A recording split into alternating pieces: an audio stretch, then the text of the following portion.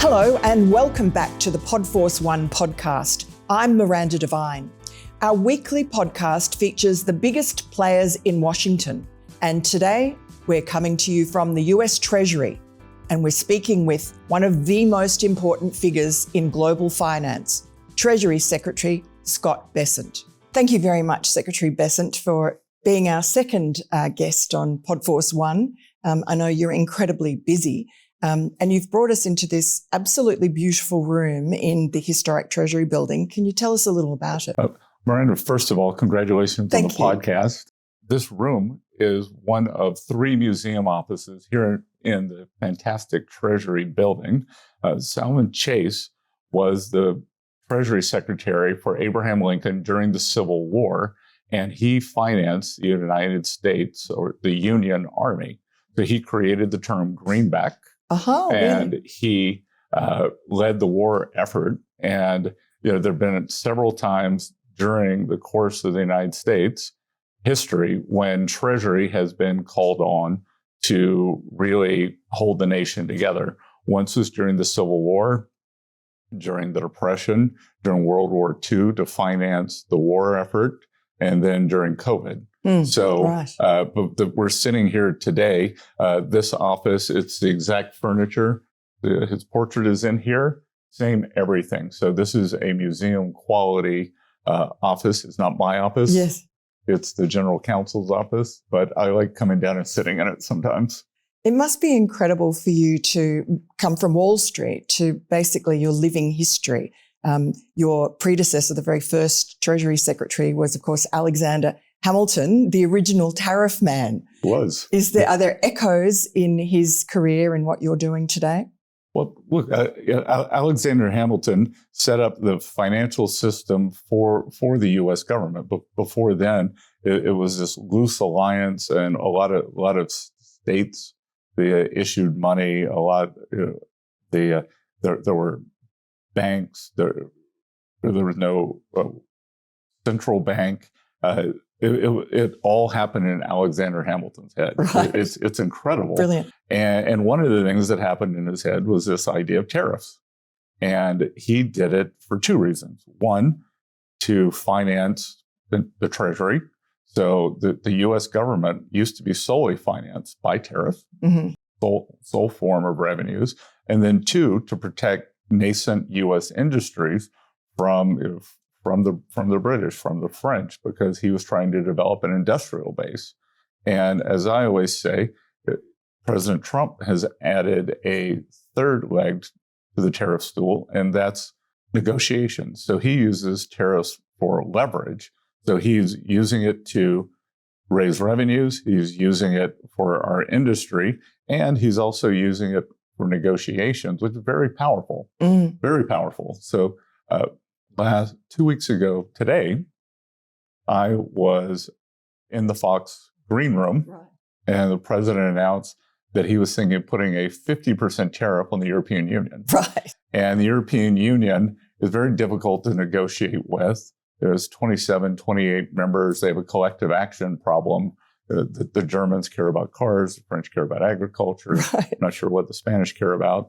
But it's the old Henry Kissinger saying, when I call Europe, who do I call? Right. And the Ursula von der Leyen was not really coming forward in terms of a tariff negotiation. So once the president threatened to put on a 50% tariff, 4, 5, 6 of the European state leaders called him, and then he was on the phone with her within 48 hours, and the Europeans have started moving forward. We were told when Donald Trump upended world trade with all these tariffs that we were going to have a recession, that inflation was going to soar. Has that happened? Well, Miranda, I call it TDS, and a lot of people think that's Trump derangement syndrome. Right. It's tariff derangement syndrome. Right, the next stage. The next stage. Yeah. And I think that a lot of Democrats are in favor of tariffs, but now that President Trump is leading the charge, they can't be. And so they call them the Trump tariffs. And that all these predictions have just been baseless and a flop, and nobody wants to admit it. Nobody wants to admit it. That the CPI, the PPI were both 0.1% last month. And we had, which was the cumulative was the best number since 2020. And the month before that was the best number since 2021. We haven't had a recession. As a matter of fact, the economy is very strong. Household income growth was 0.7 or 0.8% in April. For 1 month, that's out of the park. And you've got some other good news, haven't you, about blue-collar wage growth? Blue-collar wage growth, the only other time it's been this high, wait for it, was during President Trump's first term. So we've seen real wages for hourly workers, non-supervisory workers, rise almost 2% in the first 5 months. Why is that? No president has done that before. And why is that? It's the president's emphasis on manufacturing. I think there's also likely a component of whether it's 12 or 20 million illegal aliens coming out of the workforce. And Joe Biden opened the border and it was flooded. And that for working Americans, that's a disaster because it's pressure on their wages. And so blue-collar wage growth went down during Biden. It did. And it's back up again just in a few months. In 5 months. 5 months, 5 wow. months. That's amazing. You've just been named the most popular Treasury Secretary in history. What's the secret? And what's your relationship like with Donald Trump? Well, look, it's all the secret is following President Trump's lead. Right. Because he has incredible instincts. I am fortunate that his knowledge of the economy, his instincts, we haven't had a president like this for over 100 years, maybe ever.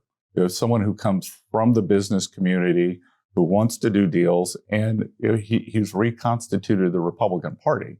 Because when you think about it, you have the richest people in America from Silicon Valley on one side, and then 2 weeks ago tonight, I was in Pittsburgh with President Trump at a U.S. steel plant, and it was incredible.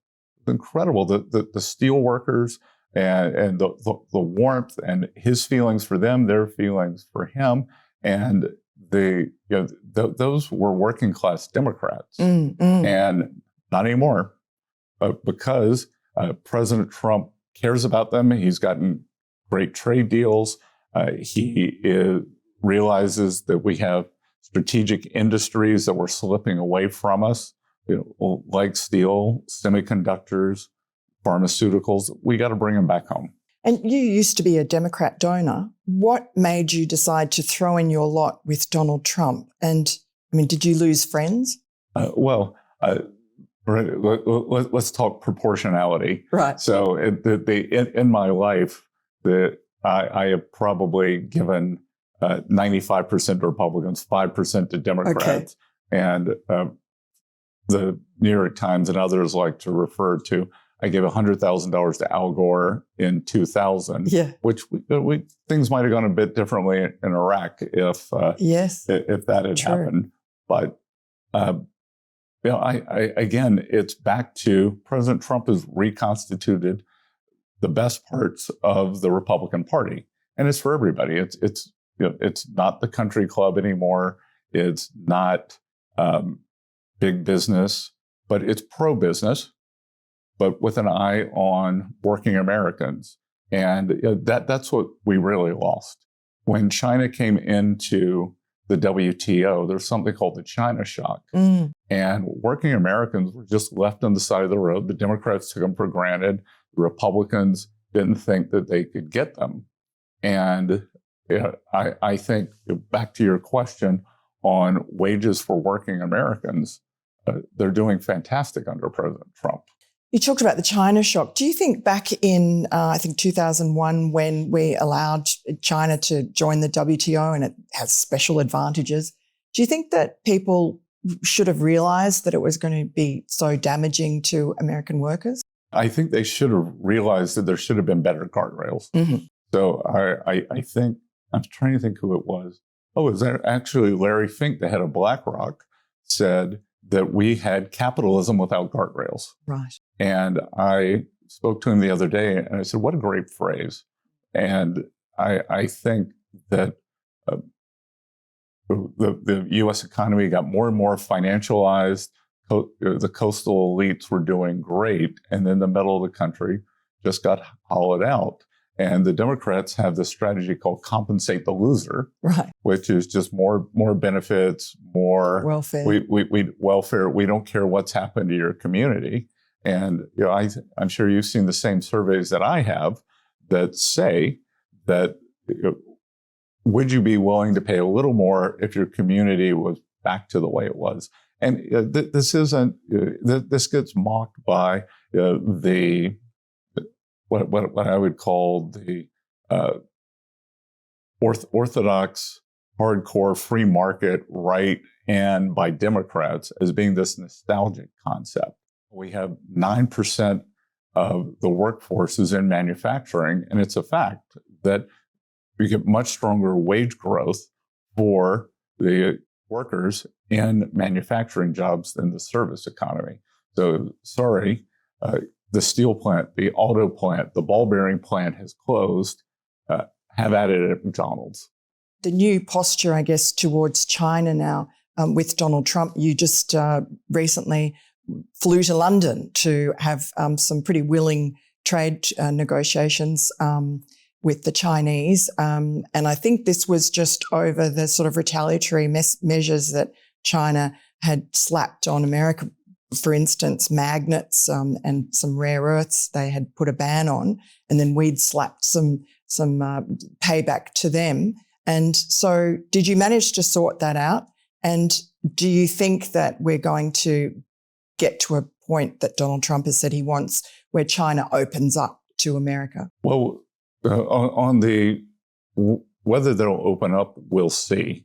So if we go back, on April 2nd, President Trump and the economic team gave out reciprocal tariffs for the world. And I think China's was maybe at 34% or something. And it was, if you want to come negotiate, you can negotiate, but do not escalate. And the Chinese were the only ones to negotiate, escalate. Right. And then it turned into this tit for tat. Yeah. And then we were at 145% tariffs on them. They were at 125% on us, and which is effectively an embargo. Yeah. And I believe that Chinese were feeling more pain. Their system takes pain better, but I believe it was probably very painful for them because that we import 3 times more than we sell to them. So we are the deficit country in the history of trade wars. The surplus country always takes more pain. And their economy is not doing very well, is it, at the moment? They're in the middle of a real estate downturn. Some might call it a crisis. Mm-hmm. They've had low growth. There's something called the middle income trap for developing economies. And what we will see with China is, can they be a reliable partner? So from COVID, we learned, and this may be the only good thing that came out of COVID, was that we have to bring back strategic industries to the U.S. Again, steel, semiconductors, medicines, some others, and these rare earth magnets, and we have an over-reliance on China and other countries, not necessarily our allies, for these. And we're bringing that back home. So I would call that a strategic decoupling. The idea of a generalized decoupling and the 2 largest economies not trading with each other is not a great thought. So the ball's in China's court. We are definitely doing a strategic decoupling for important industries. We would like for them to open up and they buy more U.S. goods and services, allow us market access, because it's crazy. China's tariffs are only about 5%. Right. It's just the non-tariff barriers that are really tough. We gave them full access to our market, we have so many things on the shelves here that are Chinese products. So look, if they are in the mood to help rebalance trade with us, then we can do it together. And then if not, it's going to be choppy.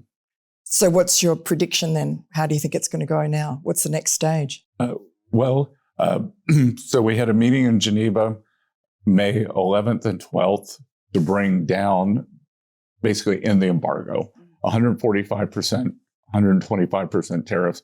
We each brought them down 115. So we're at 30 that were put on this year, plus another 20 from President Trump's first term. So we're at 50. They're at 10.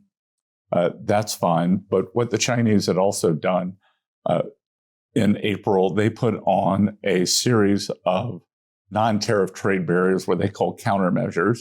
And one of them was putting these rare earth magnets, which are it's this crazy little product that's in everything. Yes. It's in your iPhone. It's in your car. But how scary that we're reliant on them for it. Well, I blame the past administrations for letting this happen. And one thing that we're determined, the national security team, which I'm on, the national economic team that I'm on, we will not leave in 2028 without having solved many of these problems, all of these problems. We are not going to be held hostage or over a barrel, and we'll go from there. We'll go from there. The meeting in London was to establish. We were trying to take off the export controls. So the magnets were not flowing as promised in Geneva. Right. Unclear how much was just a glitch in the Chinese system, which is a slow command and control system. In the meantime, we had put some countermeasures on them. Some of them got publicity. We had embargoed aircraft engines, engine parts. We grounded a few of their planes. I think grounded a few of their planes. We were reviewing the visa status of Chinese students. We were withholding ethane, which is the base product for plastics. So the idea is we agreed in London, magnets start flowing. We will take down our countermeasures, and then we'll probably have another in-person meeting again in 3 weeks to see if we can do this mutual rebalancing. And look, it should be natural. President Trump wants the U.S. to manufacture more and become a manufacturing powerhouse for precision manufacturing again. They're 30% of global manufacturing now, which is too high. Yes. And it can't go higher. It can't go higher. So the way for them is not to try to export their financial problems, is to switch to the consumption model. And if we could do that together, it'd be incredible.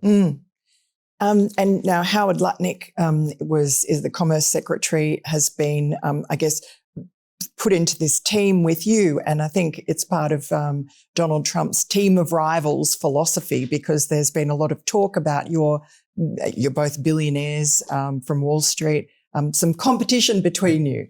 Wait, Miranda, you know what I love? On the internet, I'm 6'8" and I have $5 billion. Neither one of those is correct. And look, President Trump fills the right people with the right jobs with complementary skill sets.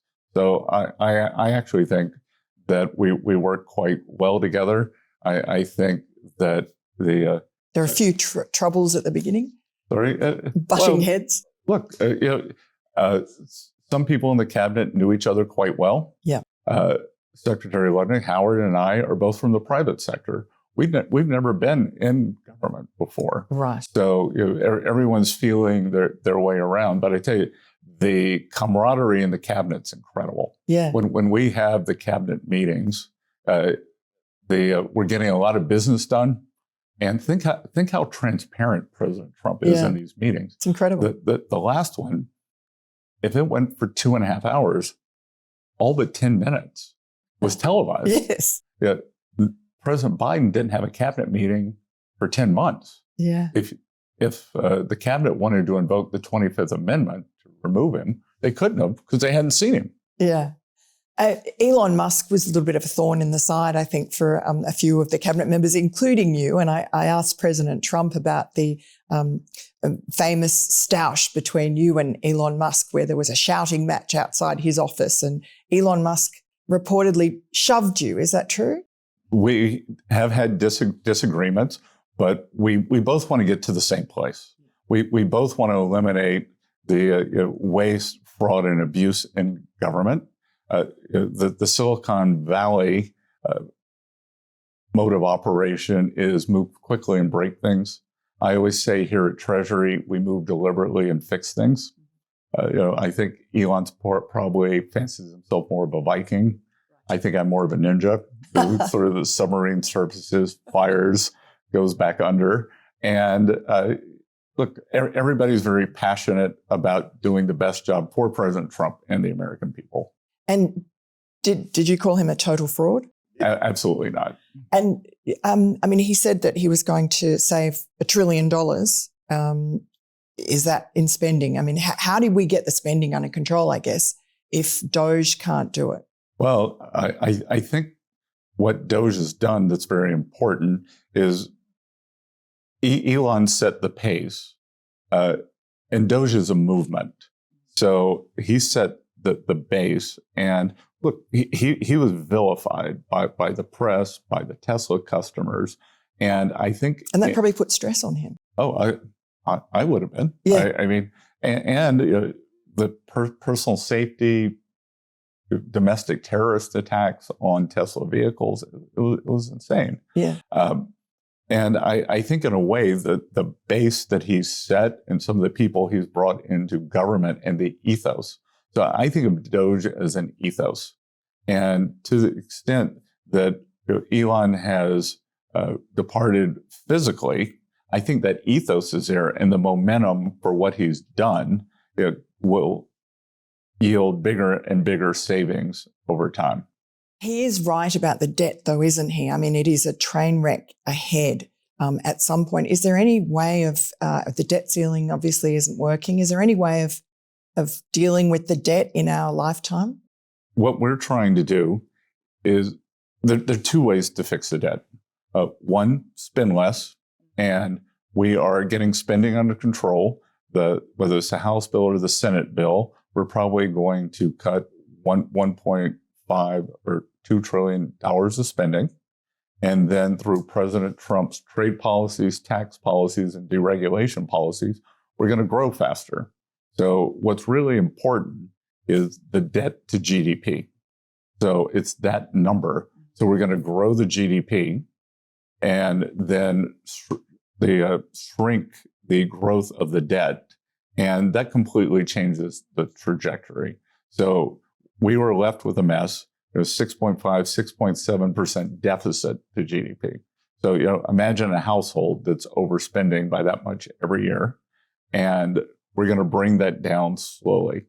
And I've said I'd like to see the deficit get back to something with a 3 in front of it by the end of the president's term in 2028. That's about the long-term average. And we don't have a revenue problem. We have a spending problem. And we are constraining the spending, and we're going to grow the economy. Nobody does that better than President Trump.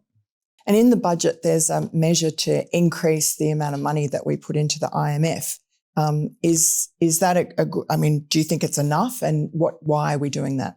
We are going to give the multilateral development banks a chance.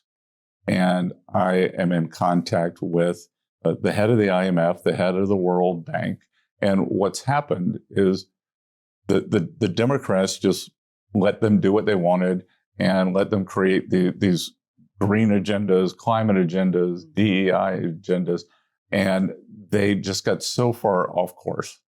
Republicans had never paid much attention to them because they didn't really like them. And it was what I would call benign neglect. And I have this saying, nature may abhor a vacuum.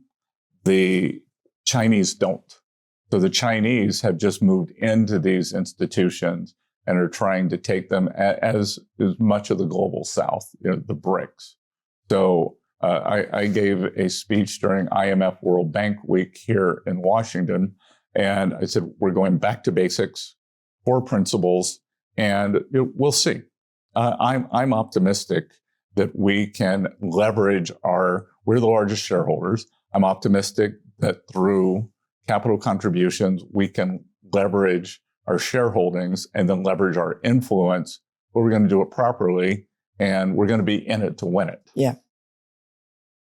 Now let's just talk about your childhood. What makes you tick? You grew up in a small town, I guess, in South Carolina. I was impressed to hear that your father had the largest science fiction collection in South Carolina. I'm a sci-fi buff myself. What was he like? Look, he loved to read. I think that I knew I could show you Alpha Centauri on a map before I could show you Chicago. Right. And he'd sit and we'd talk, we'd look at the stars. We'd talk about who was out there, when we were going to be able to go out there. One of my childhood memories is being woken up and to watch Neil Armstrong walk on the moon. Yeah, and so he was a great dreamer. He was a great dreamer. Not always a great executor. Yes, so he went broke, didn't he? Twice, right. And what impact did that have on you? I think you said watching the family home that's been in the family for generations get sold off. Well, that or watching some the family belongings get carried out, things like that. And how old were you? First time 9, right? 8, 9. Right. So I got my first job when I was 9. Right. So because of that. I didn't want to be a victim, and it was okay. You can do one or two things. You could just sit around and wring your hands, or you can go out, take control of your own life, which I did at age 9. What did you do? I had 2 jobs, actually. One, I worked on the beach putting out umbrellas and chairs because, as a lifeguard, you're supposed to do like the one thing, not get your hair wet. Right. And so I did that. And then I also worked in a restaurant bussing tables. Wow.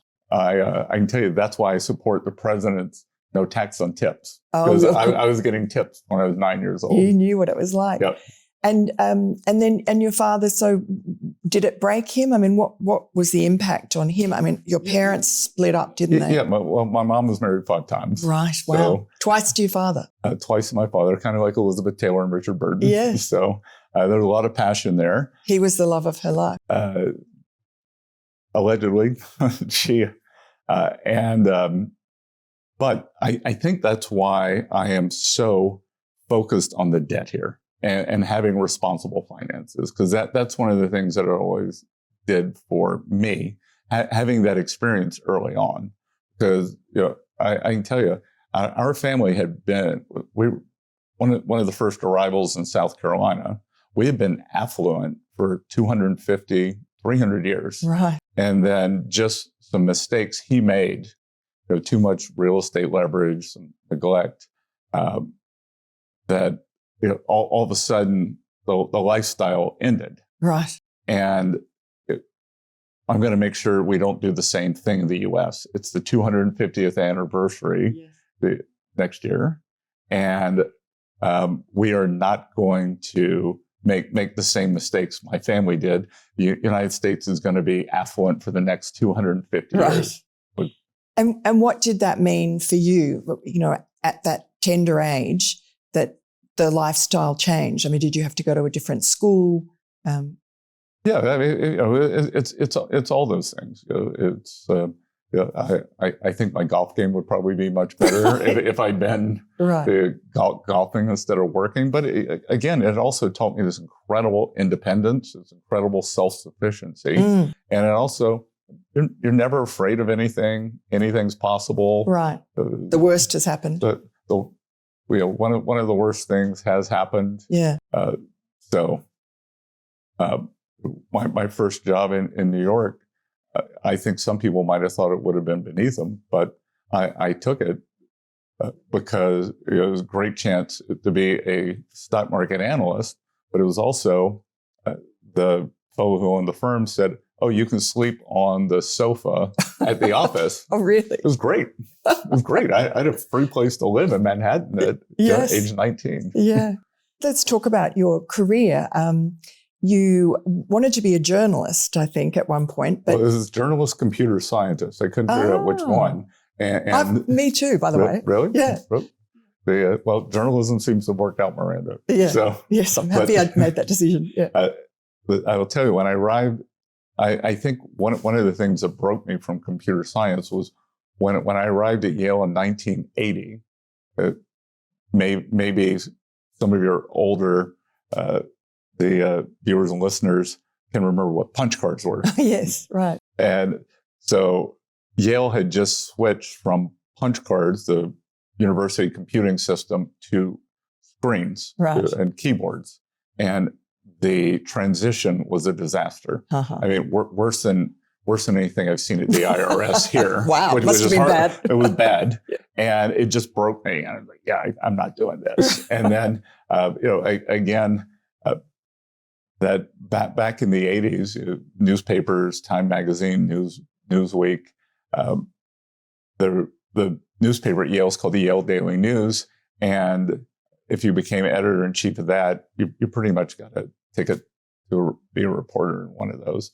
And I ran for it, lost, kind of pouted for 3 months, and then picked myself up, did this internship in New York.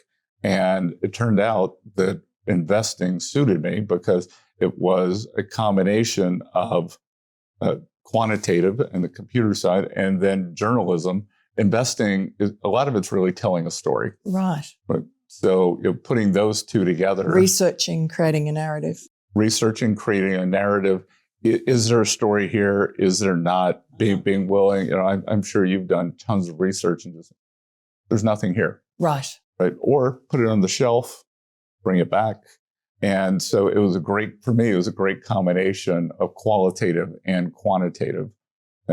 My sister always says, you're really lucky because what you love doing and for up until I took the position here at Treasury, I was doing it 15, 20 hours a day. So what you love doing pays well. Right. Yes, that's right. But you'd probably be doing it if it didn't. Yeah. Do you have I asked President Trump about he had musical aptitude, and his mother, everyone was surprised, got him to learn the flute. Do you have any sort of creative outlets? I love architecture and all that. So again, this is why I'm fascinated by this building. It's not only an honor for me to be in the White House, but it's very visually inspiring. Yeah. And this is the first time I've ever lived in Washington, and just the monumental buildings and the history and I moved here from Charleston, South Carolina. You had a beautiful house there that you'd renovated. Yes. Yeah. And so Charleston has the largest historic district in America, and it's always voted the #1 tourist destination. So it's great that people all over the world want to come and see it. Mm. And so back to your big job was to work for George Soros, who I guess he's like the bête noire of the MAGA movement. Yep. And what's he like? And do you still talk to him? No, I haven't spoken to him since 2016. And look, George is very smart. For most of the time I was there, I was at Soros Fund Management twice. My real mentor is Stan Druckenmiller, right, yes. who's most incredible genius investor in history, but also just the best person. He cares about his family. He and a few other people in New York, Ken Langone, this fellow Jeff Canada started this thing, Harlem Children's Zone, which takes these kids at a very young age and helps their families move them forward, and break the kind of generational poverty problem. And but so I worked mostly for Stan, but interacted with George. And I'll tell you what George is really good at is figuring out how systems work, how they accelerate, and how they break down. And what we saw with what he did with the district, mainly the district attorneys, he figured out that, and again, I was there until 2000, and George's political activities were really limited to helping bring down the Iron Curtain. Right. And very laudable. Yes. When I got there, what is now the notorious Open Society Foundation, I think it was 5. It was either 3 Hungarians, 2 Russians, 3 Hungarians. But they were sneaking, you can remember them, fax machines behind the Iron Curtain. Oh, wow. So doing good work. So that the dissidents could get the word out. And then by the time I came back in 2011, George was more politically polarizing, but it hadn't really accelerated. Why did that happen? Did he get married to someone woke or something? No, I don't know what it was. Oh. I've never been able to figure it out. The country's been great to him. And why the district attorneys? Why does he want to do that? Oh, because like I said, what George is very good at is figuring out systems. And he figured out that there's a lot of money in presidential politics, Senate, House races, but at the district attorneys, if you have a view of a different kind of America, those are easy races. Yeah, cheap. So he went in and was able to get a lot of progressive candidates over the line, defund the police, decriminalize this, decriminalize that. But that's been hugely destructive to the country and law and order. So why would he want that chaos? Again, he has a very different vision than I do, President Trump. But it's a vision that some people in America have, and I'm not happy he did it.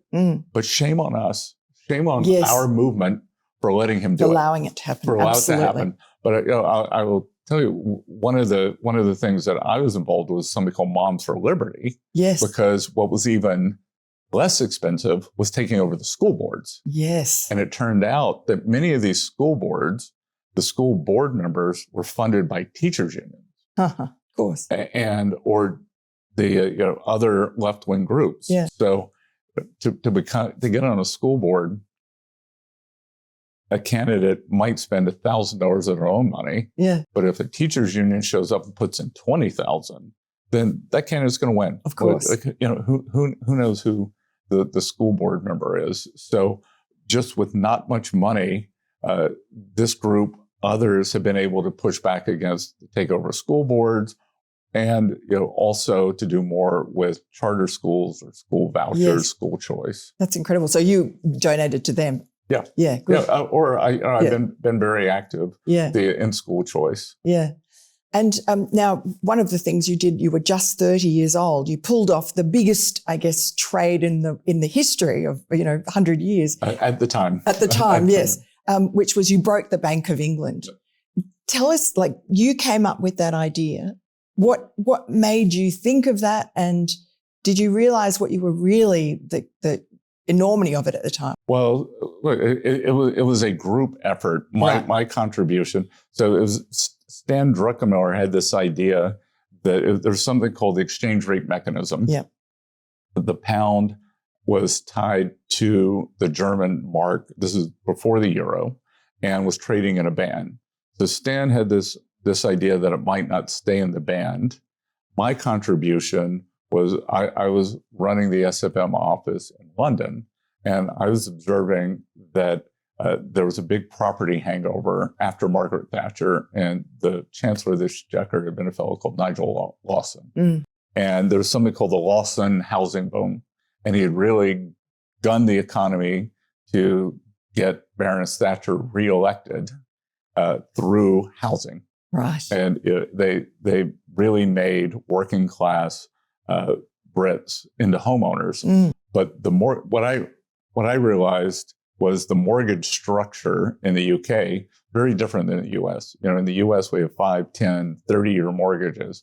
In the UK, at the time, 90% of the mortgages moved up and down with the Bank of England's interest rate. So if the Chancellor raised rates on Wednesday, your mortgage went up on a Friday. Right. So you had no certainty.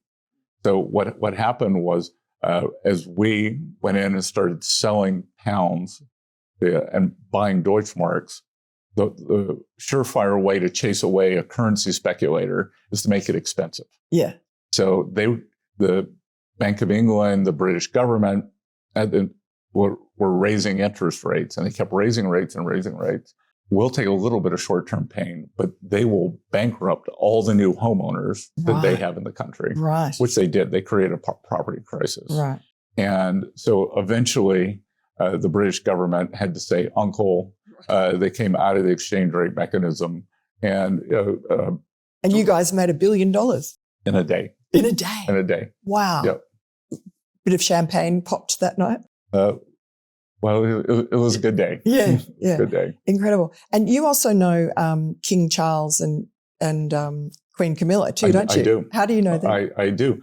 I was introduced to then Prince Charles back in the 90s.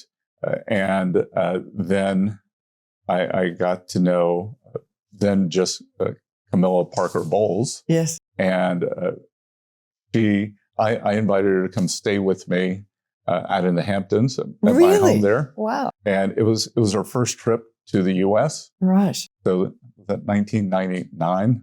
And then we stayed in touch ever since. I'm looking forward to seeing them. And what was she like then? She was... Very down to earth. Right.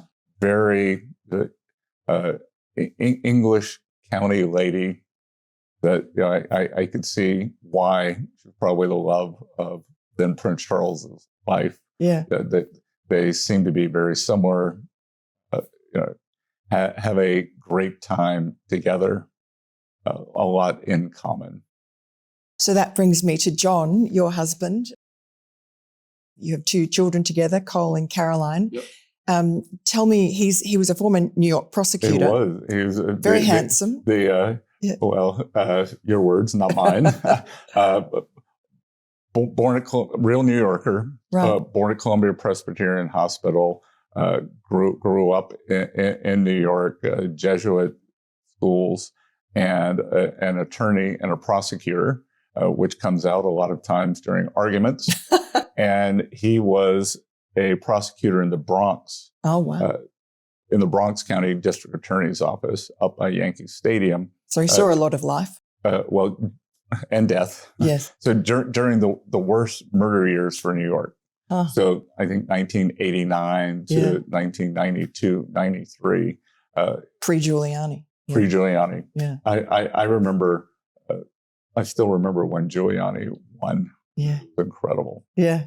You could see what a mayor could do, what a politician can do. Well, and then unfortunately I was living in New York when Bill de Blasio won. Yes. And you got to see what the other side did. That's right.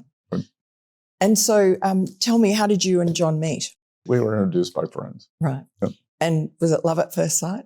I don't know. I don't know. Are you a romantic? Sorry? Are you a romantic? I am practical. Right. I'm practical. Right. So when did you find out that you were gay? I mean, when did you realize?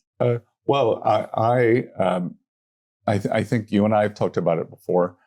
I actually was offered an appointment to the Naval Academy. Yeah. And given that my dad had decided to have another financial hiccup right before I left for university. Great. Timing couldn't have been worse. Yeah. But I want to serve my country. Yeah. I want to serve my country. And the good part of that was also it's the service academies here are the government pays for your education. Then you go and you spend 5 years as an officer.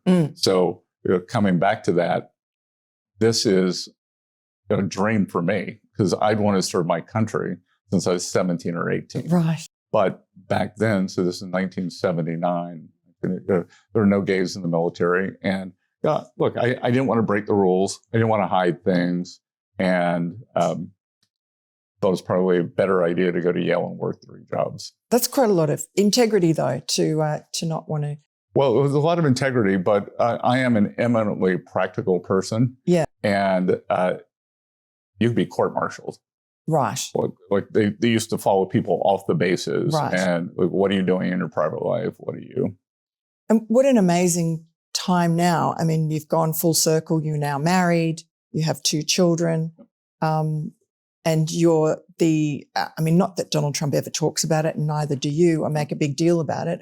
It's obviously merit, but still, it is kind of historic that you are the first gay Treasury Secretary. And well, thanks to President Trump, the highest ranking U.S. government official in the history of the United States. Yeah.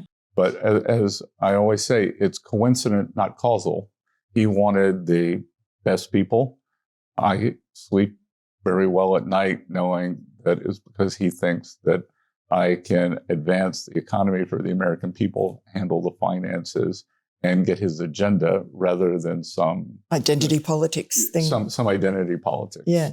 But still, I mean, the position that you're in must be for young gay boys maybe growing up to see you in that position and that it is on merit. You must sort of feel happy that you've done that. Yeah, no, yeah. Look, but I'm happy about it. But I think it may go back to my dad's interest in science fiction. I always thought everything was possible. Yes. Like I was just unconstrained in my thinking, unconstrained in the possibilities in life. Like, from Little River, South Carolina to sitting at Buckingham Palace with the royals, being back and forth. For those who don't know, on your show, that Treasury building is part of the White House campus.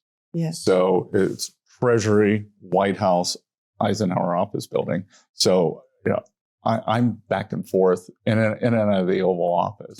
I have a good imagination. I couldn't have imagined this. Yeah. I mean, you're very similar in that way to Donald Trump, in that just enormous self-belief and kind of no barriers on what your ambition is. Well, it's that, and also it's a different way of looking at the world. Like this Ukraine minerals deal, the president, and we'll call it, it's really an economic partnership. That was President Trump's idea. And it was, well, we put in all this money. A large segment of the American population is becoming disillusioned with the U.S. overseas incursions. We've got this big debt. So what is a better way to engage with a country in distress? So now, despite President Zelensky's kind of toing and froing, once the agreement was signed, there's no daylight between the Ukrainian people and the American people. And if they win, we win. If we win, they win. And I always say economic security is national security. That when the Iron Curtain came down, the Ukrainian economy and the Polish economy were the same size. Polish economy is now 3 times bigger. Right.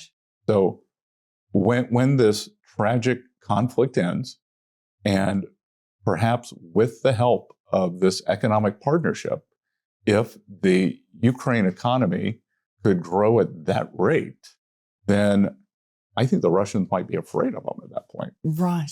So that's their security, is economic growth. But it was just a different way. And when President Trump came up with this, when I showed up in Kyiv to encourage President Zelensky to sign it, we were just pilloried. Yes. Especially the foreign policy community. How dare you do this and do that? Is that why Zelensky refused to play ball? Because the foreign policy wonks were all telling him not to? No, I think President Zelensky internally has been dealt a tough hand. And Ukraine, I can't remember where it ranks, but it's the 102nd, 105th most corrupt country in the world. We know that from the Burisma. Yes, that's right. And laptop from hell.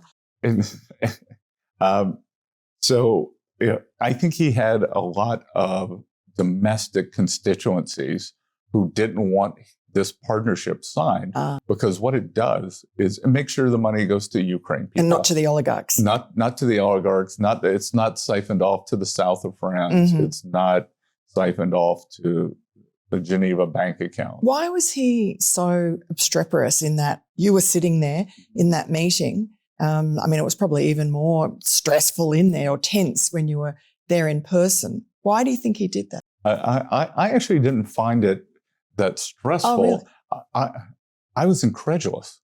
I was incredulous because we had the economic deal and we'd had a fantastic week that week. And again, this is one of the real perks for me, that on Monday or Tuesday, we'd had President Macron and the French delegation come in, and we had a great meeting in the Oval with them. We had a great working lunch and press conference. Day before, we had Prime Minister Keir Starmer from the UK. And again, same thing, great meeting in the Oval. Some great chemistry between the Prime Minister and President Trump. Very robust working lunch. So Tuesday, Thursday, Friday, all President Zelensky had to do was come in, have a press conference. If he was out of sorts, could have done it over the meal. Instead. But he's an actor. He knows how he comes across. He must have done that for a reason. Look, he's a vaudevillian. Right. He's a vaudevillian. He's a guy who got thrust into unusual and dangerous circumstances and has played a tough hand. And I think with President Trump wants to end the war. And so he needs to negotiate with both sides.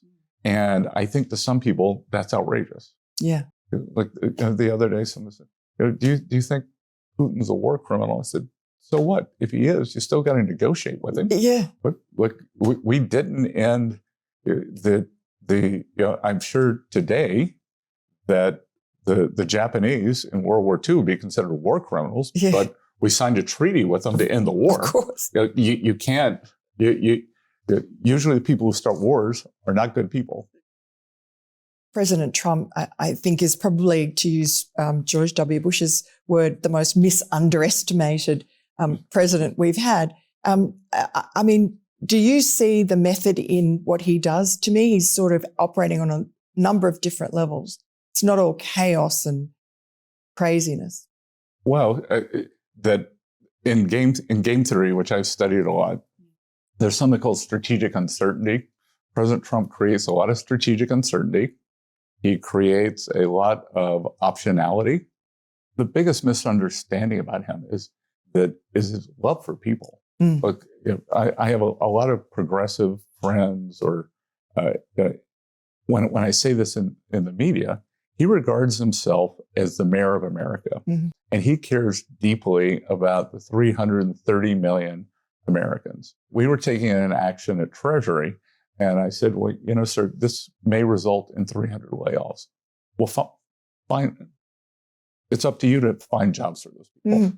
Yeah. He really, when we were at that rally in Pittsburgh with the steel workers, I was fortunate enough to be with him the last night of his campaign in Pittsburgh, and then on to Grand Rapids, which he didn't finish till 3 a.m. Yeah, amazing. But it was incredible. Like, the steel workers are there. They've got their hats. They got their vests. They got their families, and they believe in him. But he has a strategy, and it's not a conventional strategy. But like, what conventional person ever done great things? Yes. Does anybody think that Winston Churchill was conventional? No. He's also so flexible in terms of the way he looks at things, the way we've just spent basically the past 24 hours in the Situation Room over the Iran-Israel conflict. And I can tell you that the American people should know, And the American troops should know that Donald Trump is doing an incredible job looking after their interest in what could turn, without someone like him, could turn into a widespread conflict that U.S. soldiers and interests could get sucked into. That's comforting to know. For you, your legacy, what do you hope to achieve at the end of your 4 years? That's a very good question, because what is difficult here at Treasury is there's so much to do every day. And just if you were to look at the kind of statutory responsibilities of the Treasury Secretary, I'm also oversee the Social Security Trust Fund, New Sovereign Wealth Fund. The Sovereign Wealth Fund. So it's really what I've done is taken a step back, and I assume that I will walk out of the building in January of 2029. What are the 3 to 5 things that I would have liked to have done? So stabilize the U.S. finances and put that on a good trajectory that will make sure that we have another great 250 years, bring back and make sure that Main Street and Wall Street have both done well. Because Wall Street's had a great run, and now it's Main Street's turn to also participate. And Wall Street Journal accused me of some populist remarks.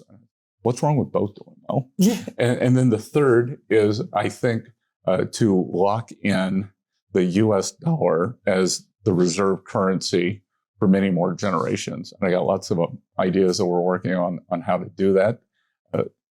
I will plug a book. One thing I learned from my dad is, I read constantly, and there's a new book called King Dollar, a journalist who's followed Treasury for about 40 years. Yeah. And he talks about every time there was a narrative that the U.S. was going to lose reserve currency status, why it's never happened. And because crypto, that seems to be a threat to the dollar, doesn't it? I think it's the opposite. Oh, really? I think stablecoins could reinforce dollar supremacy, because with stablecoins could end up being one of the largest buyers of U.S. treasuries or T-bills. So all of a sudden, if you are using a stable coin in Nigeria that's backed by the U.S. dollar, you don't actually have to have dollars. It's on your phone. You can transact. So I think there's a very good chance that crypto is actually one of the things that locks in dollar supremacy. And is that why it was crucial that Donald Trump get involved in crypto rather than trying to constrain it like Joe Biden was? I think constrain's too mild a word. I think make it extinct. Oh. So this administration's commitment to digital assets, it's innovation, because there's so many other things that happen around digital assets. And also, it's one of those things that it's one of the most important phenomena that's happening in the world, and the U.S. just ignored it. And what we are doing, the very good bill that may get voted on in the Senate next week after, that will bring crypto and digital assets and make the U.S. the leader. So just as we're the leader in AI, just as we are the leader in biomedicine, we will become the leader in this on the technology side. And here, led by Treasury, led by some great leadership in the Senate, and this is bipartisan. There may be 16 Democrats who are going to vote with Republicans on this bill. So it tells you how the inclination toward crypto was there. It was just the White House, the previous administration wanted to kill it. So once we get this bill passed, the US, we can put our best standards and practices out to the world. Right? It won't be something that happens in a Caribbean island.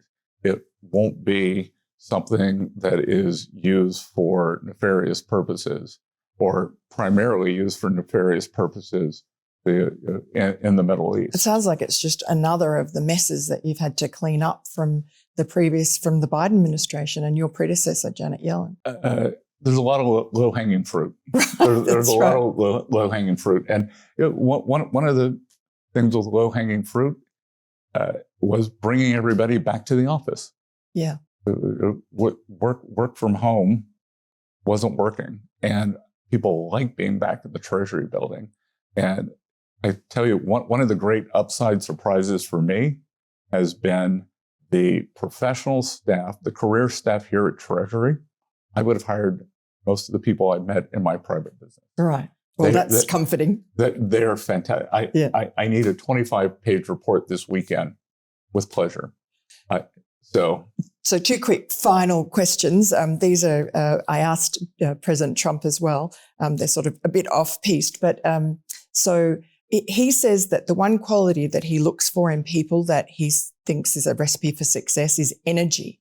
Is there something that you see in people that makes you think that they're going to be something, be successful? I always say, and I think I'm just a more nuanced version of what he's just said. I call it love of the game.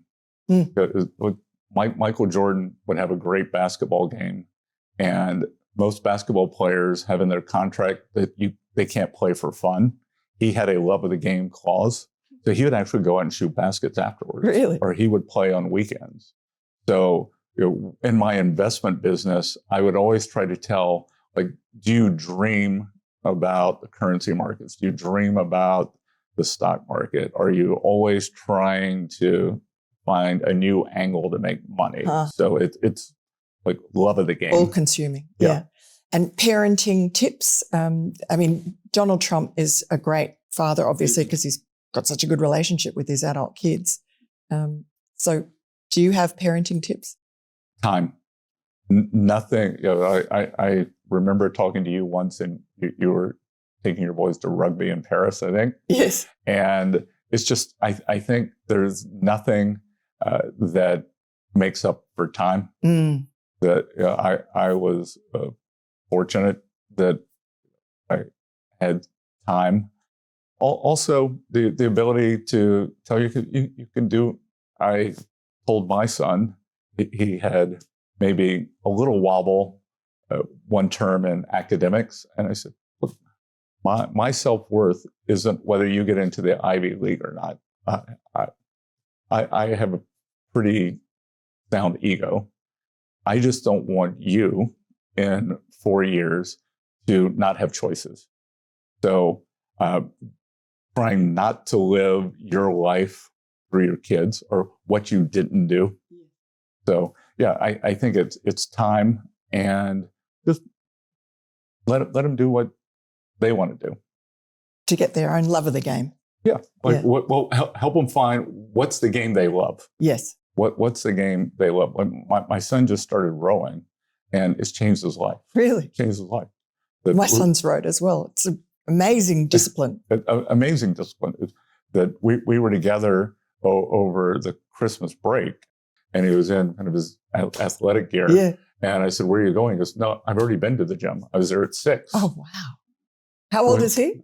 15. That's amazing. That was amazing. I said, will the alien who's stolen my son please return him? Actually, I kind of like this son. Yes. So that's wonderful. But, he found what he liked. Isn't that great? Yeah. Same with my daughter. Right. Well, thank you so much for your time. No, and thank you. I know you're incredibly busy, but we really appreciate it. Thank you. I got a feeling this is going to be a long-running series you're doing. I think you're so. You're really great at this. Oh, thank you. If you missed it, go back and check out our interview with President Donald Trump last week. And don't forget to hit the like and subscribe buttons. I'm Miranda Devine. Make sure to join us next week for another edition of Podforce One.